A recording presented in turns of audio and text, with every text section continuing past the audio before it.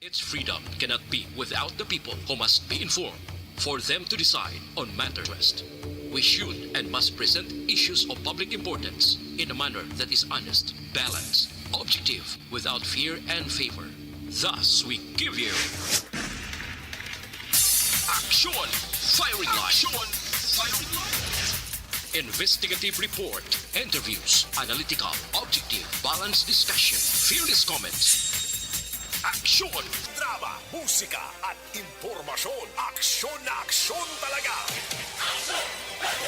Aksyon Radio Philippine Standard Time, lasay 53. Maayong gabi kalibutan. Welcome na sa pagpangalagad sa Aksyon Firing Line. DYEZ, Aksyon Radio sa Bacolod. Weather update. Antes pa naman ang tanan maka-aksyon, sinar na kita sang panahon sa aton sininga linya, medyo alang-alang pa, no problema.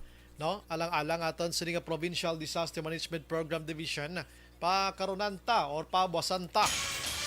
Total ulan-ulan sa aton subong daw pa bulubog na man lang niya. Hindi man dapat naton kahadlokan mga kaksyon na so ulo aligmat lang kita. Okay na aksyon hensa, no problem na, no? Sa mga utod ta nga nagapuyo sa gad sang baybay sa idalom sang Taytay kilid sang kasubaan kag kabakyasan, alerto lang 24/7. Una sa Aksyon Balita. Una sa Aksyon Public Service. Una sa Aksyon Komentaryo.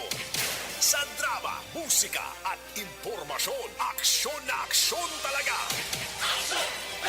Aksyon Radio Philippine Standard Time, lasay 54 na. Subong nga adlaw Lunes kita yari na sa Mayo 16, 2022. Aksyon Firing Line. Bukas na nga aton sa nga Facebook page pagya sa aksyon.radiobacolod.com.ph. Sa web naton YouTube Plus ang Twitter account mga kaksyon. Aton sa nga text hotline sa 0963-757-0874 para sa inyo sininga mga mensahe kag comment.